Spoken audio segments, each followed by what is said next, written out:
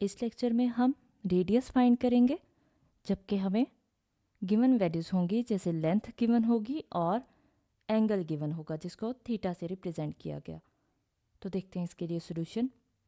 अब यहाँ पे देखें, सबसे पहले हमें फोकस करना है थीटा पे, यानी एंगल पे। अगर हमारे पास हमने आर फाइंड करना है या एल फाइंड करना है, यानी लेंथ फाइंड करनी है या फिर रेडियस फाइंड करना हो, तो हमें थीटा को पहले कन्वर्ट करना होगा रेडियन फॉर्म में। अगर ये रेडियन फॉर्म में नहीं है, डिग्री फॉर्म में हो तो। अगर गिवन एंगल डिग्री फॉर्म में हो तो हम उसको पहले रेडियन फॉर्म में कन्वर्ट करेंगे और फिर उसको सॉल्व करेंगे। लेकिन यहाँ पे देखें कि ये रेडियन फॉर्म में ही गिवन है, इसलिए इसे कन्वर्ट करने की ज़रूरत नहीं है। देखते हैं इसके सोल्यूशन में। तो सोल्यूशन में सबसे पहले हमने गिवन लेंथ लिखी और एंगल लिख दिया। हमें फॉर्मूला पता है, फॉर्मूला क्या होता है, length is equal to R theta. तो यहाँ पे क्योंकि हमें आर फाइंड करना है, हम थीटा को दूसरी साइड पे कन्वर्ट कर देंगे, क्योंकि थीटा आर के साथ मल्टीप्लाई हो रहा है। जब इक्वल की दूसरी साइड पे जाएगा तो डिनोमिनेटर में आ जाएगा, यानी आर इक्वल आएगा लेंथ ओवर थीटा के। अब लेंथ हमारे पास 5 सेंटीमीटर है और थीटा कितना है, 1/2। तो डिनोमिनेटर में थीटा की वैल्यू आ गई 1/2।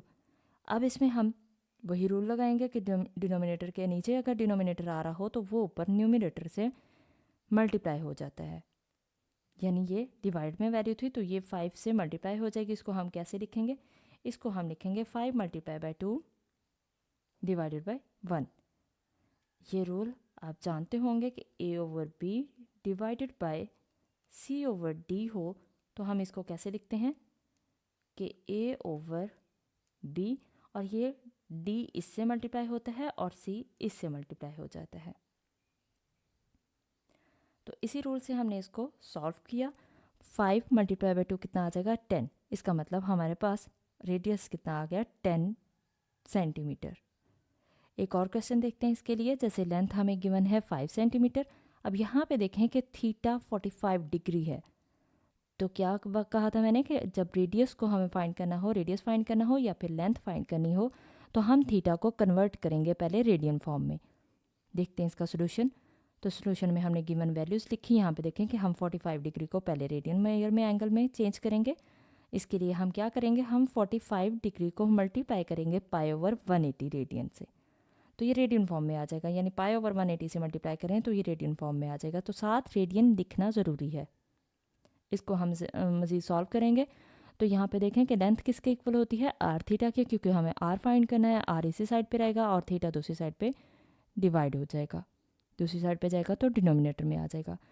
लेंथ ओवर थीटा आ गया। अब हम इनकी वैल्यूज़ लगाएंगे। लेंथ हमारे पास 56 थी और थीटा की वैल्यू ये अभी आई है।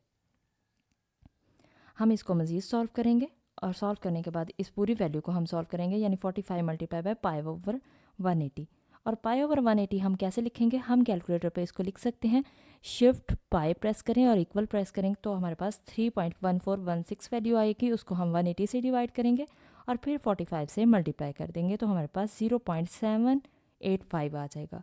इस 56 को हम डिवाइड करेंगे 0.785 से, तो ये हमारे पास इसका आंसर आ जाएगा और यही रिक्वायर्ड रेडियस है।